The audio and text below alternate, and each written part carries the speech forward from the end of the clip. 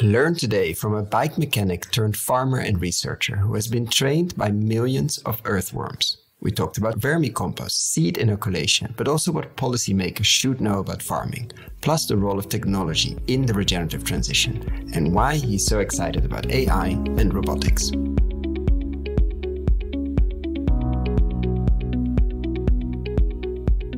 This is the Investing in Regenerative Agriculture and Food podcast, Investing as if the planet mattered, where we talk to the pioneers in the regenerative food and agriculture space to learn more on how to put our money to work to regenerate soil, people, local communities, and ecosystems while making an appropriate and fair return.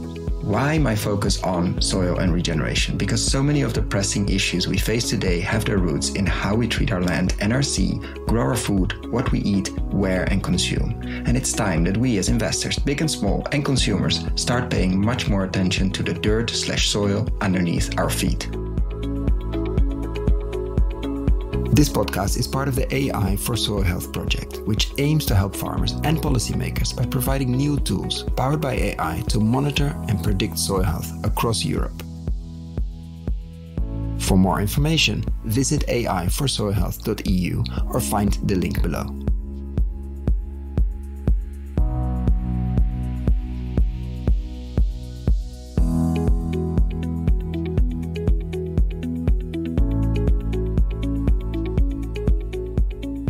Welcome to another episode, today with a farmer at Grand Farm, which is an organic farm with a high proportion of research. In addition to arable farming, it also works on the development of grassland, agroforestry, vegetable cultivation and animal husbandry, and vermicomposting, which I think they started more than 20 years ago. So I'm very much looking forward to dive deep into this topic today, not only the vermicomposting, but in general. Welcome, Alfred. Thank you, Koen, for the invitation. And to start with the personal question we always love to kick it off with, how did you end up, I'm not going to say how did you end up focusing on earthworms, but how did you end up, which is very logical, but how did you end up focusing on soil and the research piece as well? But did you grow up on a farm? Did you came into the farming later on? Or did you, what made you focusing on soil most of your, let's say, awake hours at the moment? Well, I grew up on a farm in Austria, on the farm of my parents. About 40 kilometers northwest of Vienna in the east, so not in the Alps. Everyone thinks about Austria, everyone thinks about the Alps and the mountains. No, we are quite flat in our area. And I was not... Good, because we're like this audio medium, so it's very good that we make a visualization, because otherwise people immediately thought about the snow-picked mountains, etc. Okay, this is a flat area, people. It's more like the Netherlands, definitely, in our area, which is quite rare in Austria, but yeah, that is what it is. And which means intensive farming, probably. Intensive farming, yeah, definitely. The area was dominated by sugar beet production because there is a sugar beet processing facility nearby. So everyone grew sugar beet and everyone said sugar beet pays off for everything. So even if the other crops failed, then you still had the sugar beet and they paid for everything. I was not very enthusiastic as a young boy about farming. I was more technology driven. I loved everything that had an engine and ideally was fast. So like motorcycles, race cars, this was really what I wanted to do. And I was really bad in school. So I failed in 6 subjects in 1 year. And so my parents told me, okay, so you have to try again. I tried again and I failed in 6 subjects the next year. So my parents took me the same to the subjects side. Or different subjects? Probably the same. I don't really remember. I don't want to remember this time. And my parents took me to the side on a Sunday and asked me, what do you want to do with your life? And I thought, okay, this is my chance. Now I can say what I really want to do. I want to be a motorcycle mechanic because I knew I was too slow to be a race driver. And so I want to be a motorcycle mechanic. Yeah, you're an idiot. You will be a farmer. So they sent me to another school. And up there, it was more interesting. It was more practical. It was a very basic farmer school.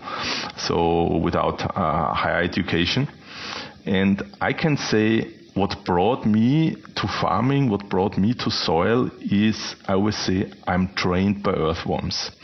Because in this school, at the end, in the last year, we were trained in composting because the Lower Austrian government decided they want to separate not only glass and metal and paper, but they also want to separate the organic fraction from the solid waste, and the farmers should do the composting. So we started to be trained in composting, thermophilic composting, and I was really amazed about the heat, about the energy which was in the composting process and the heat that was generated.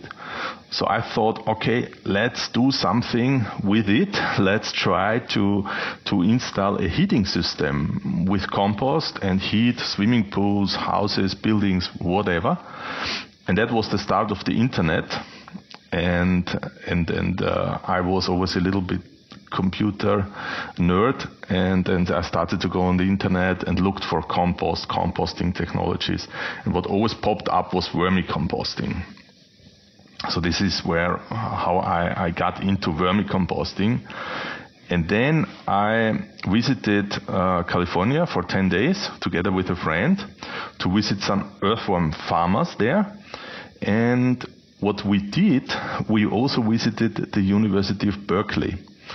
And they already did research in vermicomposting, not so much in breeding earthworms, which the most earthworm farms at that time breeded earthworms to sell it as a bait for fishing or whatever. They didn't pay attention that much to the vermicompost, to the end product, but the university already did some research, and we visited them, and they were really excited. Like into the effects of this, why this compost that comes out of the earthworm, the castings, I think they're called. The castings, so interesting. Yeah. And they already realized, okay, on one side we can reduce the landfill volume when we separate the organic fraction. We can produce a product out of the waste. We can reduce the we can substitute the mineral fertilizer with it, and we can even reduce the pesticides because the plants become healthier. And I was really fascinated about this, and this was my first contact with science. And when I came back from this 10 days trip to California, Did you visit any internet companies as well? Because there was like the .com. No. Unfortunately, no. So you went to California for the vermicompost, but even though you were a computer geek, you didn't visit any computer companies. No, we didn't know. 10 days is not a lot, of course. 10 days is not a lot, no. And when I came back, I immediately approached the university here in Vienna, BOKU, and I always had a list of questions, and I visited the professors there, and how did they let you in? Because you didn't have any formal education in that side, and I mean, it's not that you had a very impressive list of diplomas, etc. You went to the US, which was interesting, but how did you even get a meeting? Yeah, that was quite difficult. So I phoned them and I had a meeting, and I had a very bad feeling because I always thought I waste their time. And so I had this list of questions and please answer this, and then I rushed out of the door because I didn't want to spend too much time or waste too much time for them. But then they stopped me at the door and said, come back. We also have questions for you. And then I realized, okay, I'm interested in their know-how, but they are interested in our experience because they were also curious what we do with this composting, with earthworms, and how it goes on, and is it possible to do it, and do we harvest anything, and things like that. So this is when we started, when I realized that we have a conversation on an eye-to-eye level.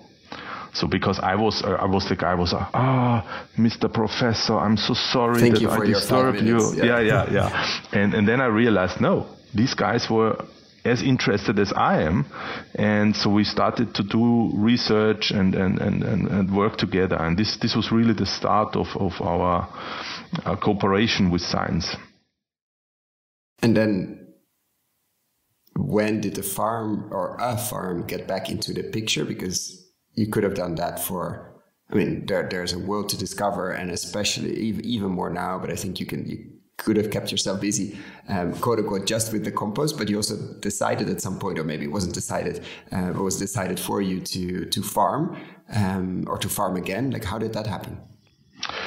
Yeah, and when I came back from school, I was already interested in what is going on, what these earthworms are doing for us, and how things are developing. What did your parents think when you started talking about earthworms all the time? Funny enough, my father stopped plowing like 30 years ago because he wanted to not destroy the earthworms. So he wanted to save the earthworm's life. So he stopped plowing at that time. And my mother, in their house, she had a very little garden, a home garden for vegetable growing. And when I was a child, she already told me, the earthworms, they are so important. We have to protect them and so on. That's where it started. That's maybe where it started. And even there was Mother's Day, and I was like 5 years old or so, and they told me I collected earthworms, and I wanted to give it as a gift to my mother at Mother's Day, but I put them all in a bucket a few days before, so they all died. And it was a real mess. It was very smelly, and it was not a very successful gift. It was the first attempt of vermicomposting, but they were mostly composting themselves. Yeah? Yes, probably, yes. And so when I had the research in my bag, and they always gave me access to research studies that I didn't have. So even if you have access to the internet, it doesn't necessarily mean that you can read all the research papers. But with the science in the background, I always had access to all the papers, so I could learn a lot from the scientists, but also when I worked with the earthworms. And this is the reason why I always say I'm trained by earthworms rather than by university, because I never visited or I never took classes in a university. And then how did that go from focusing on the earthworms? I mean, no-till, obviously, or stop plowing is a piece there. How did that evolve further? Or how did that get to way more complex systems, what you're doing now? Yeah, when I realized about what is going on, what we learned in school about soil, like this is a sponge, you put water in, you put nutrients in, the plants suck it out, and the amount of nutrients that you bring away with your trailer, that you harvest, that you combine, this amount of nutrients you just put back, and then the sponge is filled up with nutrients again. So this is what we learned in school. And then I still remember I read on the internet that root exudates, so plants feed microbes when they conduct photosynthesis, they produce sugar and all these substances, and then they push this sugar down to the roots and release it, feed the microbes. And this was something that I thought, okay, maybe that's fake news. There was no fake news at that time, but I thought, okay, this can't be possible because plants, clever, no. And we didn't learn anything about it. And then I asked one of the soil professors there. I was really ashamed a little bit because asking a stupid question. And then he said, yeah, true, that's science. It is. This does happen, and it's completely right. You're completely right, and the information is good. And I was really surprised. And even later, I talked to farmers and said, "Come on, the root exudates feed the microbes." And yeah, you're stupid. Yes, what? This is bullshit. It doesn't happen. Yeah, but if plants would be too stupid to survive, they would no longer be here on the planet. Yeah? No, it's interesting how. It seems like recent in many cases, a lot of this research, but then it's actually 20, 30 or even older, and it's still very persistent. Let's say the narrative of the sponge, and what you put in is what you take out, and as long as you just replenish it with whatever chemical or non-chemical based inputs, you're fine. But it's not a factory. It's not a mechanical factory where you put X in and Y comes out and it's fine. It's a living system, and I think that narrative is still very strong. It's very complex. It's still a black box. we still know a lot of things we don't know. And is that, I mean, jumping to a question I like to ask in this case, like when because you are a research farm, many people visit, you visit a lot of people as well. We saw each other in Madrid recently. Like you talk to a lot of people outside, let's say, the farmers bubble, and even outside the regenerative farmers bubble, which is even smaller. When you talk to like policymakers, and what would be, because you cannot overwhelm people as well. If you're in Brussels or in New York or in Washington or in Delhi, like if you deal with farming and you're not deep in it yourself, like there's a lot of narratives that you've been told that probably are not true. I'm not saying fake news, but just like you're not up to date, let's say. What would be the one thing you would love them to know, especially, let's focus on policymakers, because there's a lot of discussions now. We're recording this early 2024. There are protests everywhere in Europe on farmers. There's a lot of discussion on the Farm Bill in the US. There's a lot of discussion in general on agriculture. But I also feel there's a lot of people that don't, especially making the regulations and the policies, don't really have an updated clue on what's happening with root exudates, for example. If there was one thing you could tell policymakers, what would you tell them?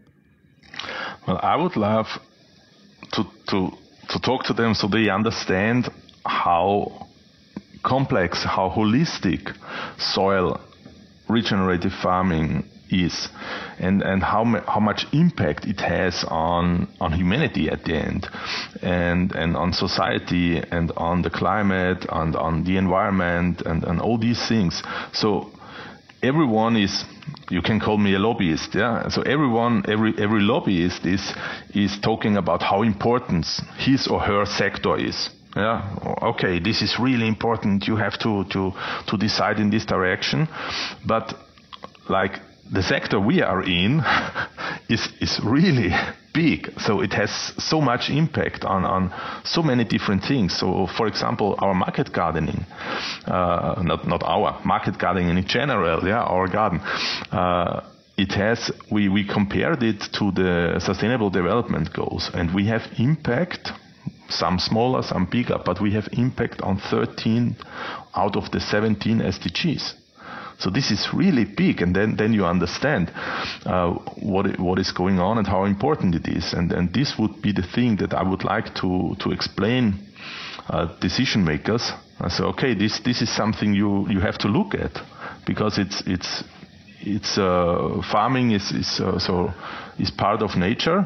So we are part of nature, society, humanity. We are part of nature. There you're already dropping a few big bombs. Yeah, that's like, and when you say things like that, how do people respond?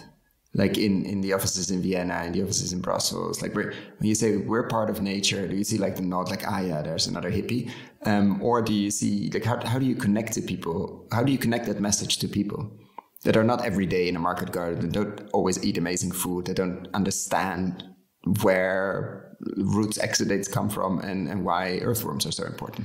Yeah, I have, because we do a lot of demonstration. We have a lot of people on the farm, and then when you observe people, when they listen to you, and you look at them, and then you know, okay, when do you really, when do they really listen, and when are they following you?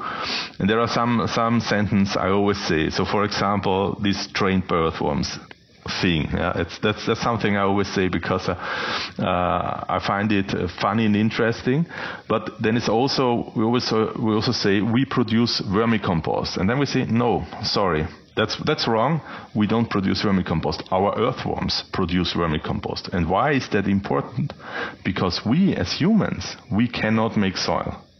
And then people understand, yeah, that's true. We cannot make soil, yeah? But the earthworms, they can. So our workers that we hired are earthworms, and the microbes and the whole community, which is in this ecosystem, in the soil, working. And then when we work with the biology, we can create soil.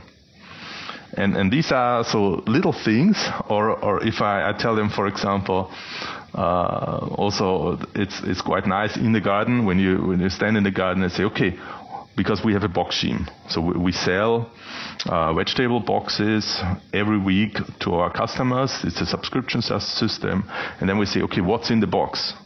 It's vegetable. It's organic vegetable. It's even rock vegetable, so regenerative organic certified vegetable. Very, very just since a week or so, and we had congrats, the audit 2 weeks ago. Shout out to Elizabeth. Yeah. Yes. And then we have regional vegetable. Sorry, if anybody doesn't know, sorry, I'm just assuming people. Okay. This is bad. I'm assuming people know ROC is Regenerative Organic Certification or Regenerative Organic Standards. We interviewed Elizabeth. I'll put a link below if you're interested to learn more. But one of the standards or one of the certifications that has popped up or has been developed to focus on regen. Anyway, sidestep, otherwise we lose people. Okay. So what's in the box? It's vegetables. It's organic vegetables. It's all the quality, the seasonality, the regionality, everything. It's fine. Okay. That's nice product in our box. But what is inside additionally? And then we see at the same time when we grow vegetables, we mitigate climate change because of the methods that we do. At the same time when we grow vegetables, we adapt to climate change because of the methods that we apply in the farm. At the same time when we grow vegetables, we stop the loss of biodiversity. At the same time when we grow vegetables, we create jobs, we regenerate the soil, we keep the water body clean, we keep the air clean, we raise awareness. So there are so many things that you do when you grow vegetables, but vegetables is the only thing we get paid for. Yeah. So all the other things is just a kind of side effect, but very, very important side effects.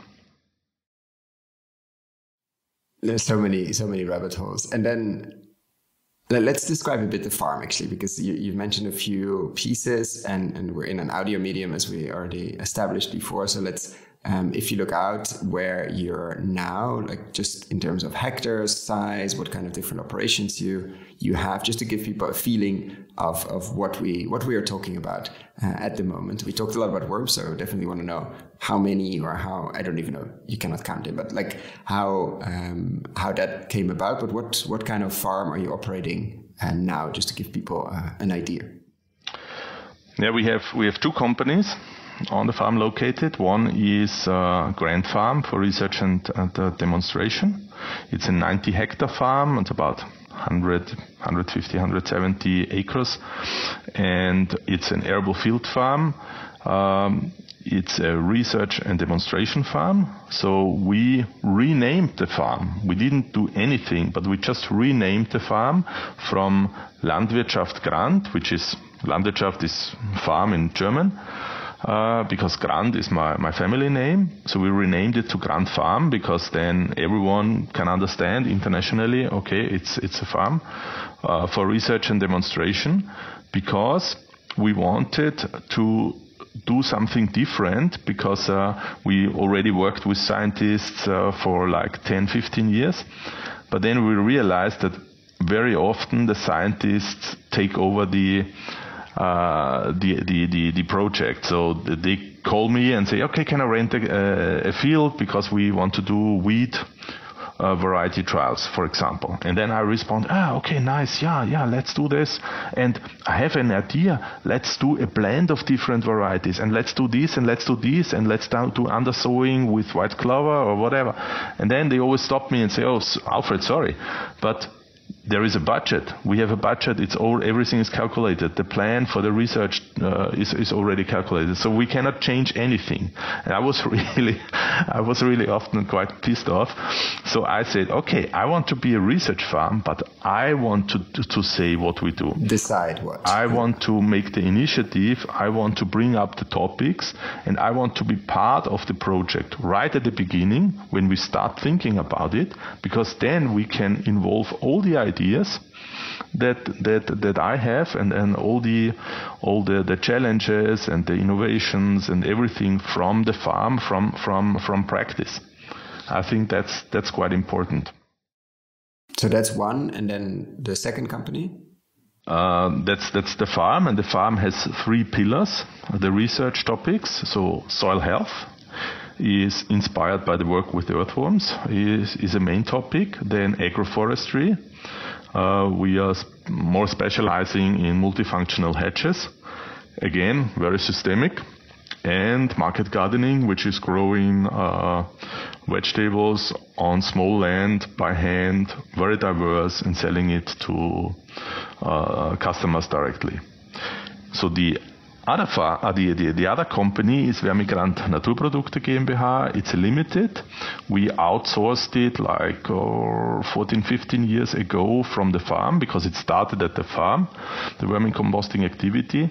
And now I'm working together with my colleague Leopold Fischer, and he's doing the commercial activities, and I'm still responsible for production, for demonstration, for research and product development, things like that. And he's more on the numbers.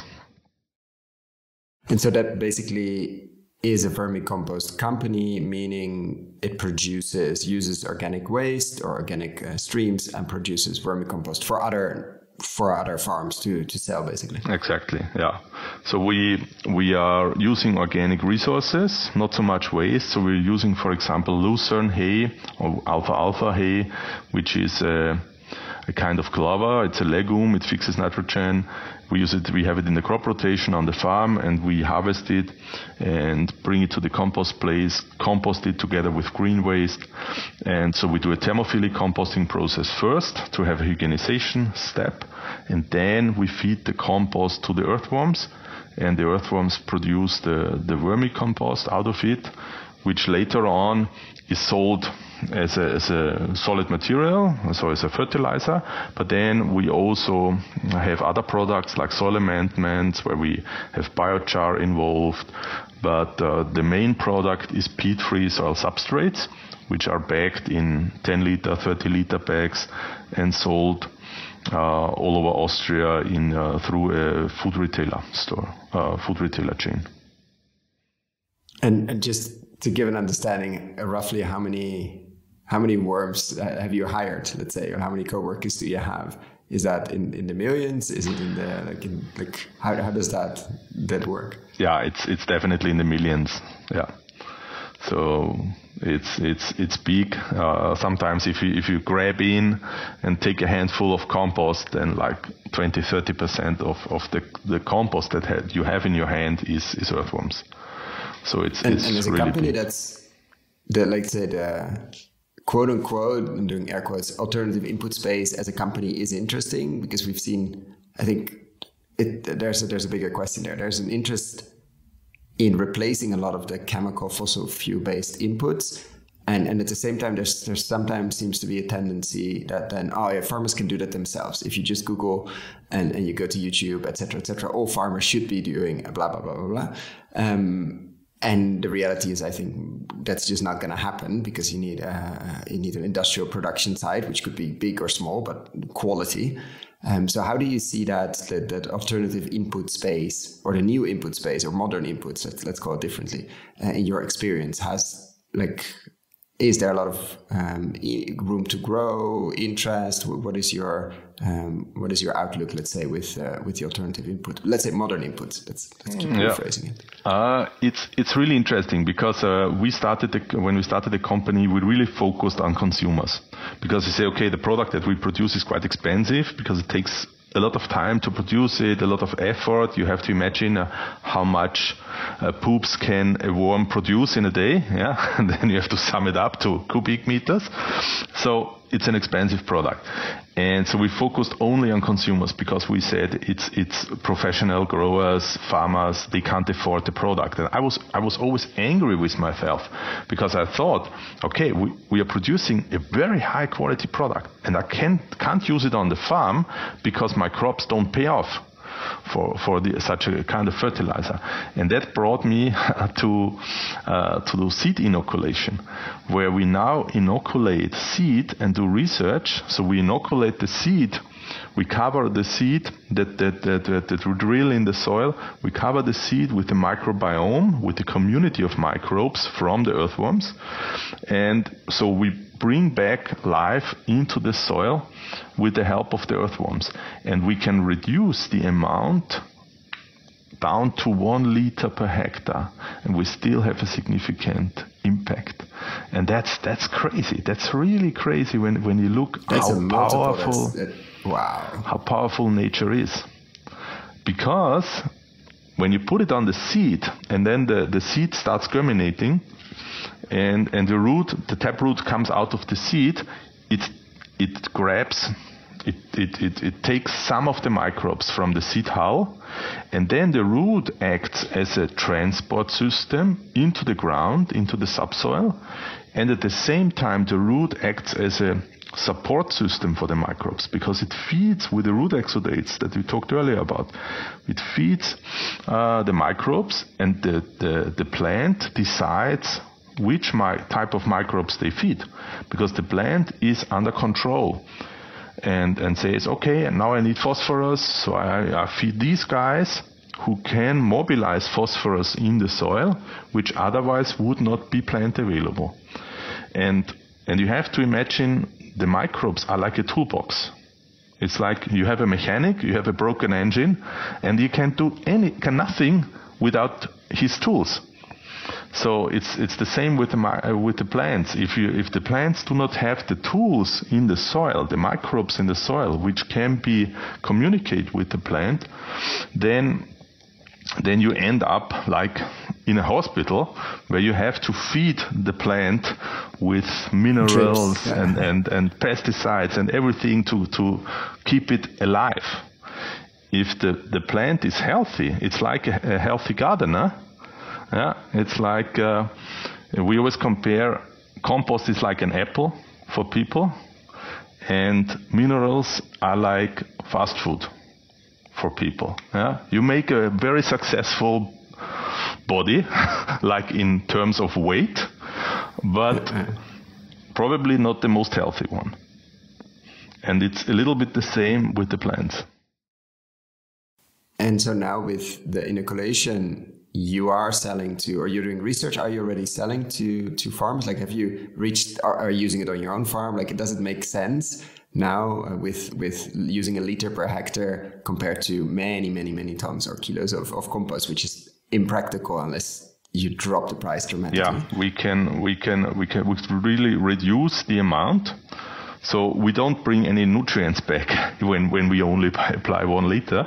That's clear. But we bring the microbes back.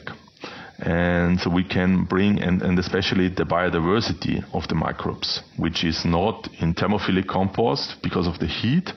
You kill all the bad guys, but you also kill a lot of good guys, because the microbes which are native in soil are not used to 65, 70 degrees Celsius.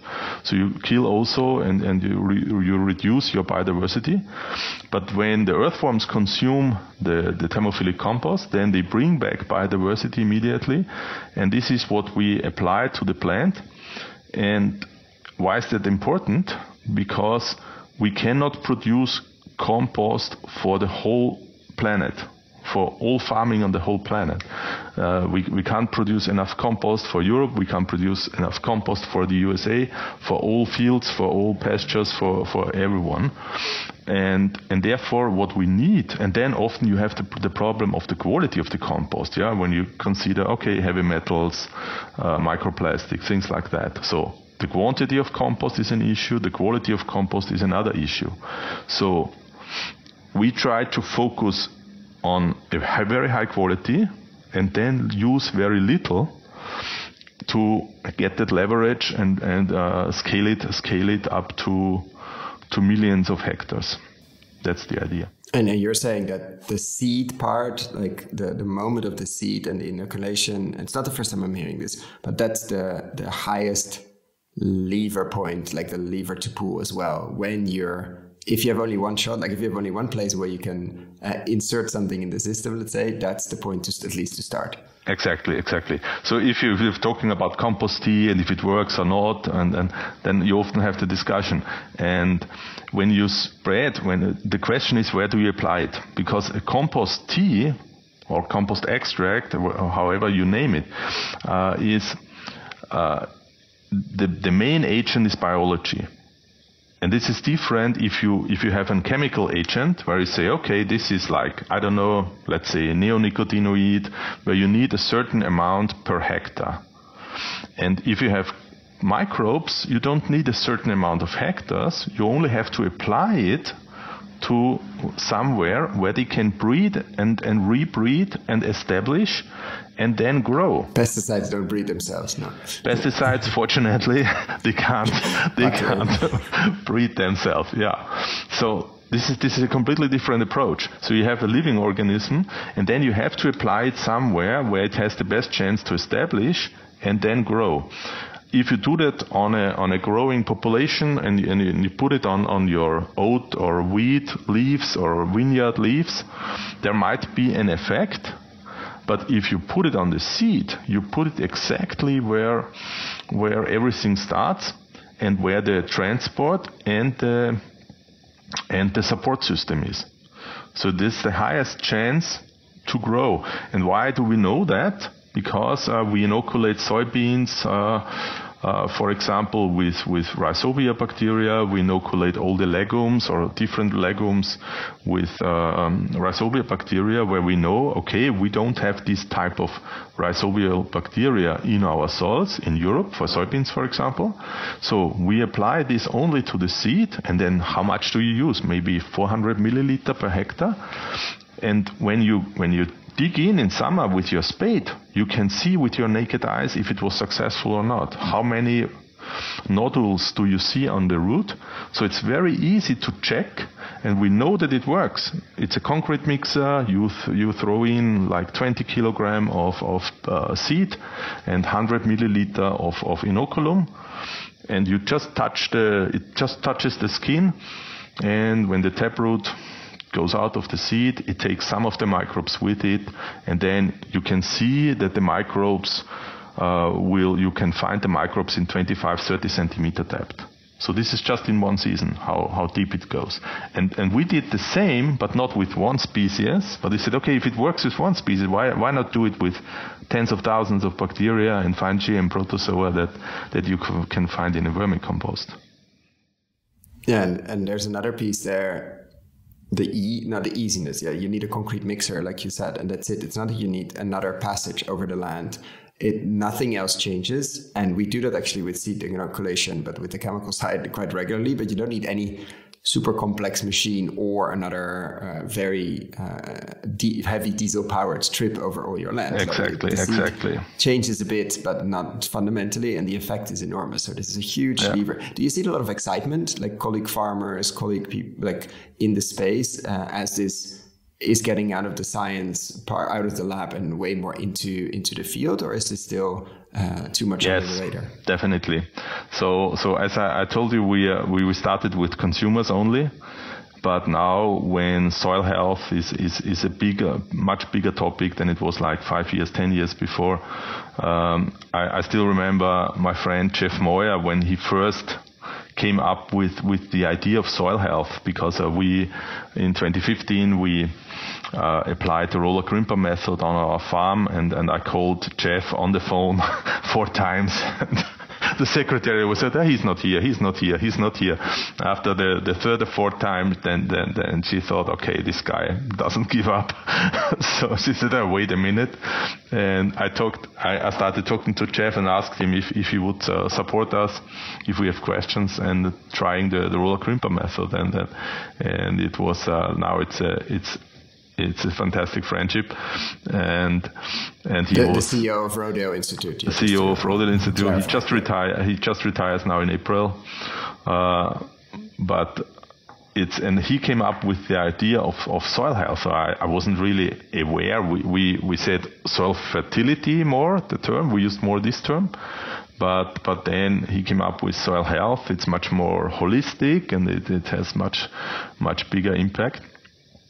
And now people talk about soil health. We have the mission soil here in Europe now about soil health. So there is a lot of conversation. Lots of farmers are interested. They want to know more about microbes, about what is going on.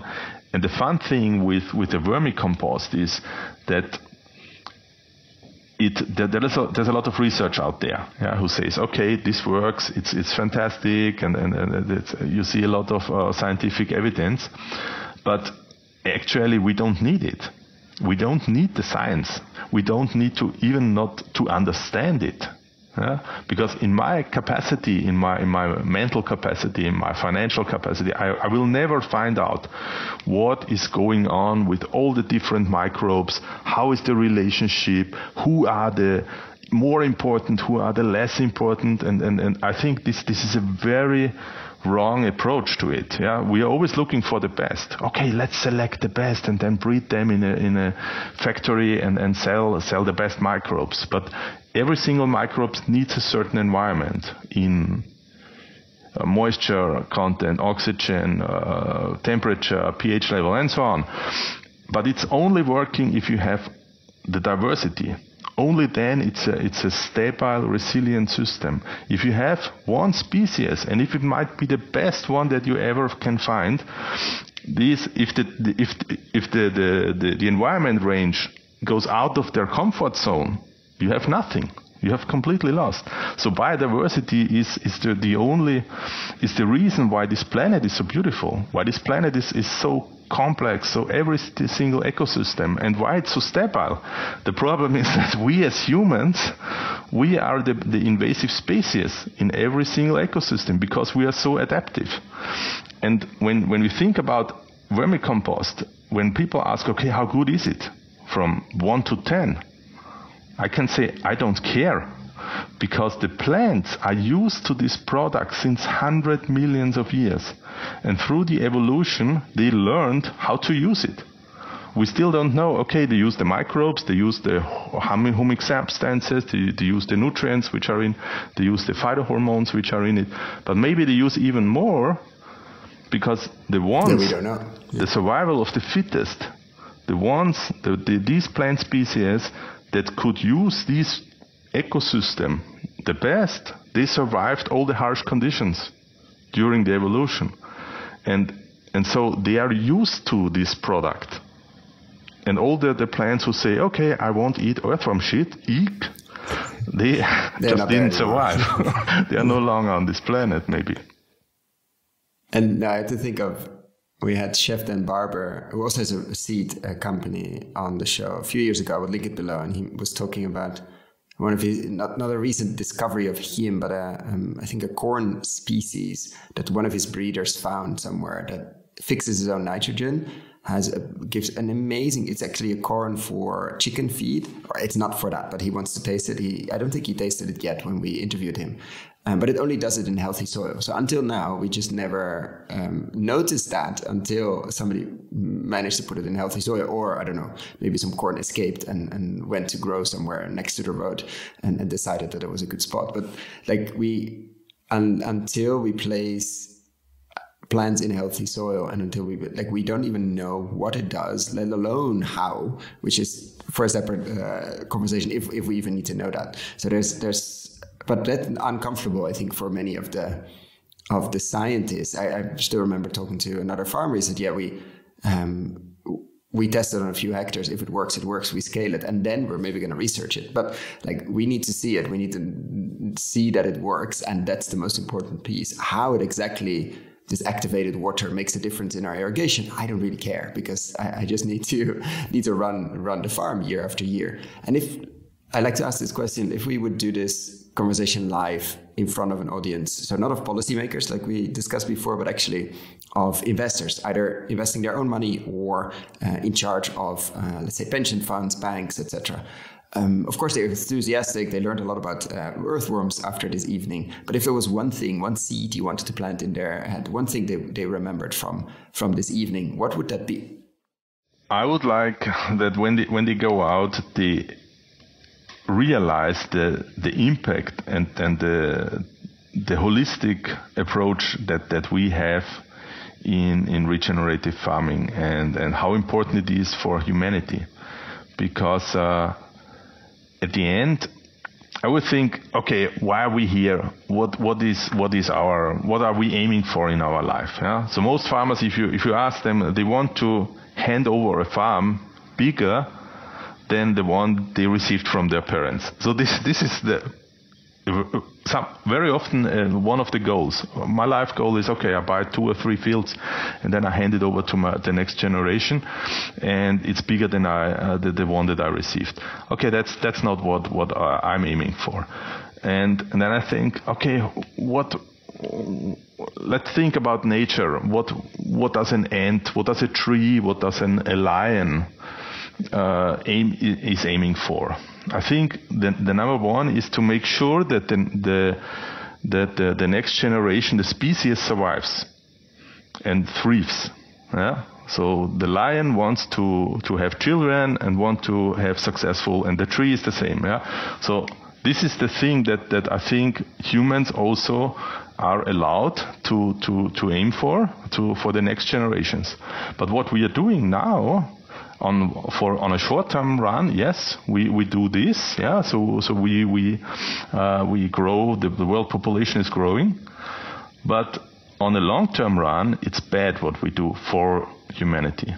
So when we want to aim for the generations to come to still have a nice planet, a wonderful planet, then what we have to do is have to reduce our impact on a holistic level. And we are not allowed to talk only about food, we talk only about soil, so now we are talking about all these things: soil, water, resources, food, climate, environment, and so on.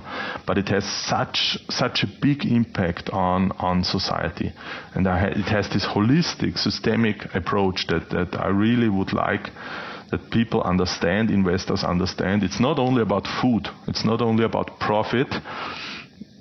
We really have to save humanity at the end through our activities.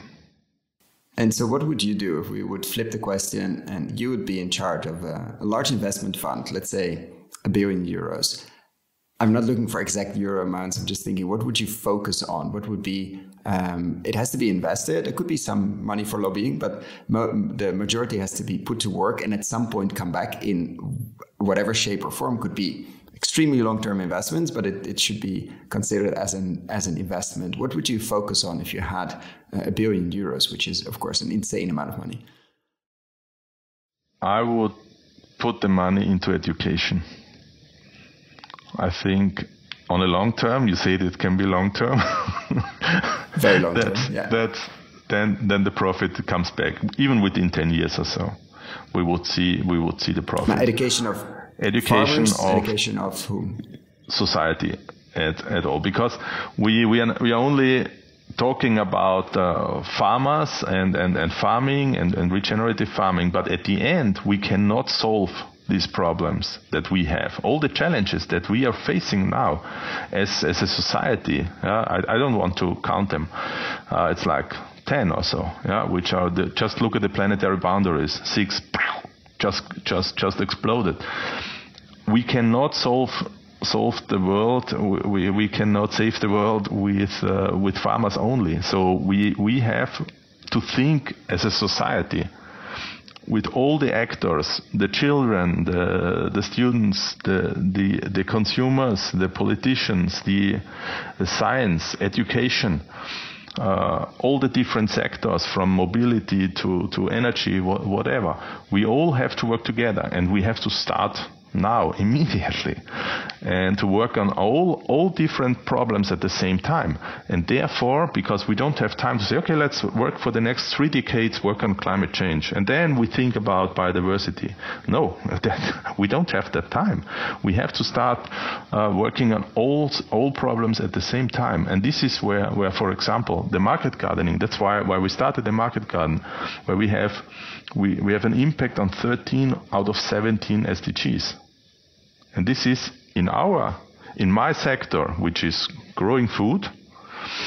This is what we try to find systems which are future-proof, like market gardening, where we have an impact on 13 out of the 17 SDGs. So this is a systemic impact. It's not we do not do research on higher yields or more efficiency. That's important, no question, but this is what all the others do. We try to have that systemic approach, and then that's also one of the slogans where people, okay, listen, when we say we grow food, soil, and people. And It's a hot, I mean, you self-described yourself as a computer geek and loved machines.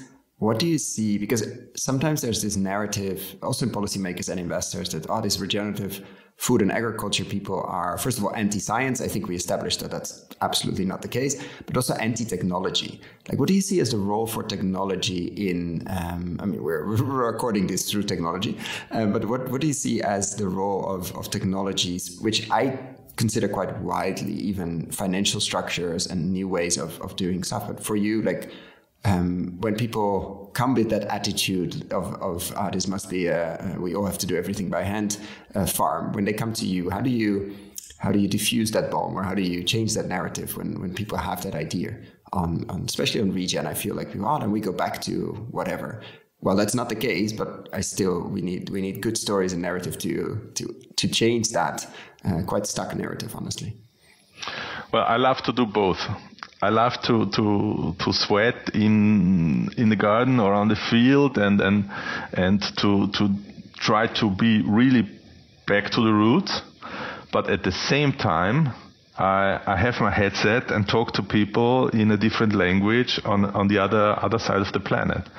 And I love to be a farmer, and I love to be in a conference and talk to people. So I try to have that range of activities, and it's also the same with technology. So I'm a big fan of artificial intelligence, I have to say, and I think we have Why do you even almost feel ashamed when you say that? Of course. Yes, because I also see the danger in a way. Of course. But I also see the opportunities it gives us to understand nature. Because when with machine learning, what makes you excited? What makes you excited? It's difficult for me to talk about it, but I have a project idea which is, I think, really, really nice. It started with, I always said market gardening is nice because it creates jobs in the rural area. And this is something for Europe which might not be a benefit or could be even a disadvantage if we think about the demographic development. Yeah, so our society is growing older and older, and we might end up having no people, for example, doing weeding, doing simple jobs. So I thought, okay, let's use robots to weed. And then there are technologies and there are robots out there who work with GPS, so they can steer themselves, but then they use the same old technology that we used on a tractor, like hose which slides through the soil and cut the weed. And that's earthworms. Yeah. Stupid, huh? Because I would like to see a robot that goes visually sees the plants and decides, okay, I take this and I rip it out of the soil, and I take this and I take this.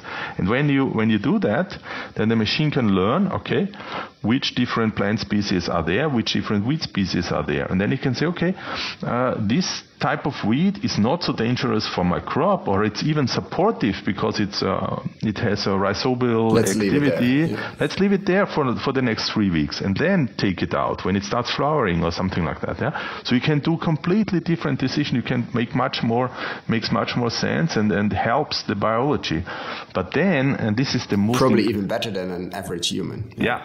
And then because you need a few decades of market garden experience to understand exactly when flowering makes sense, in which phase. I mean, that's a level of knowledge that not many have, unfortunately. And then it gets even more interesting, because when you say, okay, this robot goes like every 10 days, every 14 days, it goes over the same bed, and it knows each plant, because it has the brain behind to remember each plant. It knows exactly, okay, how did this kale plant develop in the last 10 days? And it observes all the environment. It says, okay, how much sunlight is there, how much humidity is there, how much mulch is there, how much soil protection, which weeds grow there. And then within 1, 2, 3 years, it will realize, okay, for kale, this and these are the best There's conditions. Another spot. Yeah. and then what you can do with machine learning is that you can understand biology through artificial intelligence much better than we can, because it takes like, for a farmer, it takes like 20, 30 years, and then he has to have this look and to see something, and then maybe he realizes, okay, the kale is always better in these conditions, but it only comes after 30, 40 years. If he has a look, if he doesn't have this specific look to see things, then he never will experience. In your experience, how many farmers have that look? That they can see things? Because I've seen it with people, that they look at a field and feel and see and sense, the soybeans in this area are a bit this, or something is happening there, or but have that intimate connection with your soil, your plants, your trees is rare, I think. But how do you see that? I think very little people have that. And I don't know if I have that feeling, or to be connected to the plant and say, okay, I have that feeling. We can call it seeing or feeling. I don't think there's a big difference. But I'm always curious when I see things, and I see, okay, here is the border of the field. On the left side looks like that, on the right side looks like that. Why does that happen? Why is the water standing longer in this field than on this side of the border and then on this side of the border? So these are things that make me curious, and to go out and say, okay, look, there is more soil crusting here than there, and why did it came? And so try just to. But it's interesting you're talking about technology and robotics in market gardens. I don't think many people, with already the thought of it might be difficult to find hands in the near future to do it, and technology could be way better at it relatively quickly. Like in a few seasons, it would recognize things that we would never see unless you're doing 30 years of market garden, which nobody has, I think, until now. Maybe Jean-Martin. Exactly. So that's very. And are you is that getting, I know you don't want to share too much, but is that getting beyond an idea phase, or what are you doing there? I hope so, because unfortunately I have a lot of ideas, but I have a limited capacity. Of course. Money, yes, definitely, but also time and personal capacity. And I would love to share my ideas with people who can use it. And I would love to be involved in the further development of these ideas, and to make a project out of it that definitely makes sense. But I don't have the capacity for all these things. But I think there is so many is already out there that you just have to combine things, and that's where it comes back to what you talked earlier, talking to people from other sectors. I can learn from a plumber. I can learn much more than from a farmer colleague. Not that I know everything from farming, but and I know nothing from plumbing. And maybe he tells me a little bit about plumbing and say, okay, but we can use that in farming also, that system, that technology, that method that you apply. And the same is with doctors or with so there is so much input, and that's the nice thing when we have this demonstration activity. We get so much input. I learn the most. When I'm guiding people and welcoming people on my farm, I learn the most from the questions. And if we could just wish for any technology to exist tomorrow morning, could be a robot, but it could also be another financing structure, could be some kind of machine learning or AI, but only one thing. What would you wish for? What would be a technology wish you would like, if somebody could just build that and I could use it tomorrow morning, what would that be?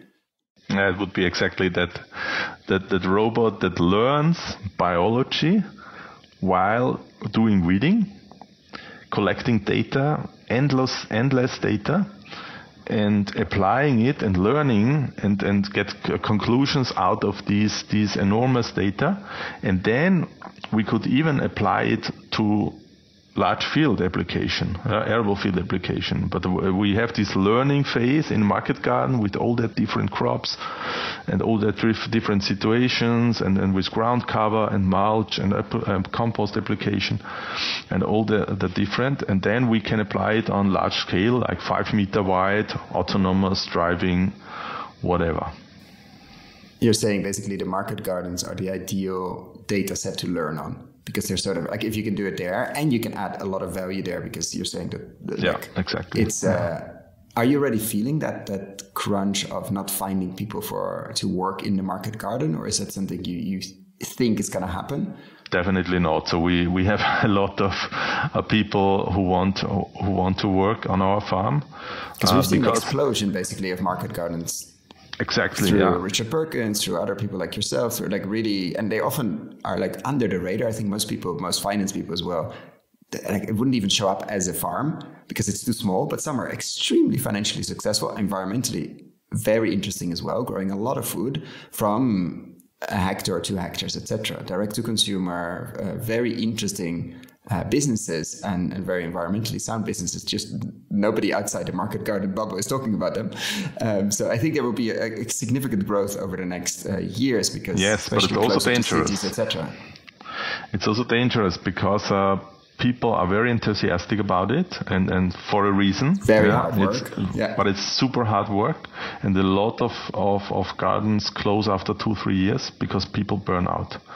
And this is something that where I think research farm again comes into place, and so, because what we have to learn is not does it work or does it not work for people after 2-3 years. But what we have to learn is, with all the opportunities, with all the chances that all the benefits that it provides, we have to find an environment, we have to find a framework so that it does work. So it's not a question that is it good or does it work or does it not work, but it is so good, it has so much potential, so we have to make it work. So we have to change the framework. We have to get the support to them. We have to.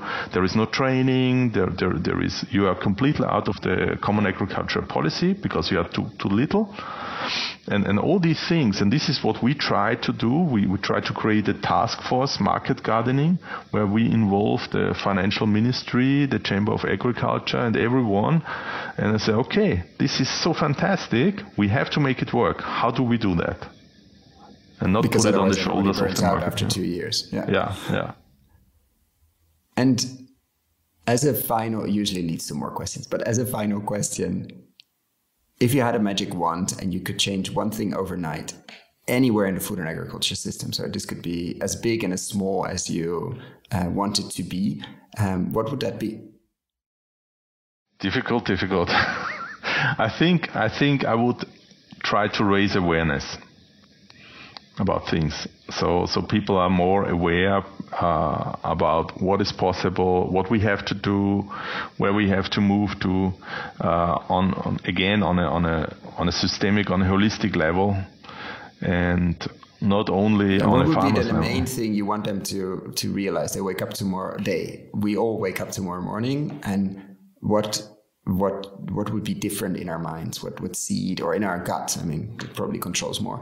But what would be the main realization you would like people to have? To see the big picture, out of the box, out of this blindness that we are always in, and understand the impact, and with the activities that we do. And this raising awareness on these levels, this would be really important, because as at the end, for me, it's a kind of, what we try to do is saving humanity, making a very, very, very little contribution to saving humanity on this planet.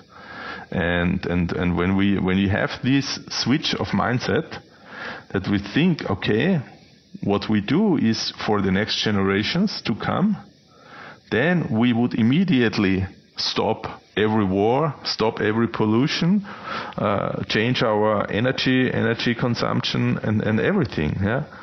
And when we have this switch of mindset, and this is what we try to help to when people come on the farm, when we have visitors, when we work with the global network of lighthouse farms, when we work with the Mission Soil, is to give them a little bit of push to switch mindset, and that doesn't happen overnight, but it does happen, hopefully. And there's always a danger of the last question. Do you see that, like have you seen, I mean, not the light bulb moment switches, because that's always, it's more complex than that, but with people visiting, with interactions you've had, like people starting to lean in, let's say, and start going down those rabbit holes of the complexity, but also the potential and holistic view. Like you must have seen that many times happening, like next to you or close to you, as you have had so many people alongside you and asking questions and visiting, etc. Yeah, it's you realize it when people get quiet. So then you can realize, okay, now they start thinking about and it's very surprising, because like 10 years ago I didn't always say what I mean, because I was afraid that someone says, yeah, come on, you're naive or whatever, yeah, and it's naive in a way, but the more you try to release your thoughts, or you try to say what you think, the more you get good feedback. And then people say, wow, that's nice, that's really, yeah, thank you for saying this. And then you realize, okay, this is not only me, there's a lot of people thinking this way, or yeah. And that's fun. That's amazing. Don't hold back and share. With that, I think it's a perfect moment to wrap up this conversation.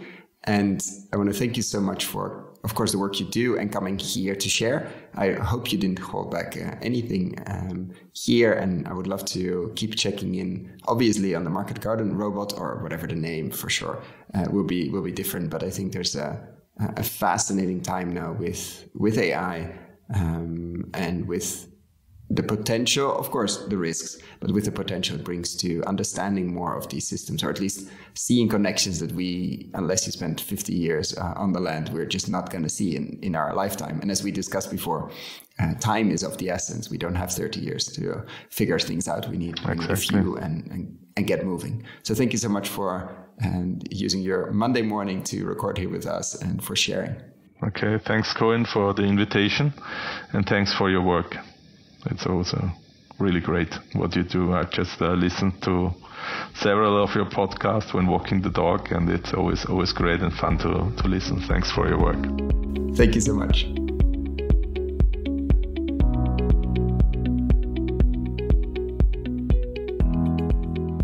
AI for Soil Health is funded by the European Union and has received funds from the UK Research and Innovation under the UK government's Horizon Europe funding guarantee. For more information, visit aiforsoilhealth.eu or in the links below. Thank you so much for listening all the way to the end. For the show notes and links we discussed in this episode, check out our website, investinginregenerativeagriculture.com/posts. If you like this episode, why not share it with a friend or give us a rating on Apple Podcasts? That really helps. Thanks again, and see you next time.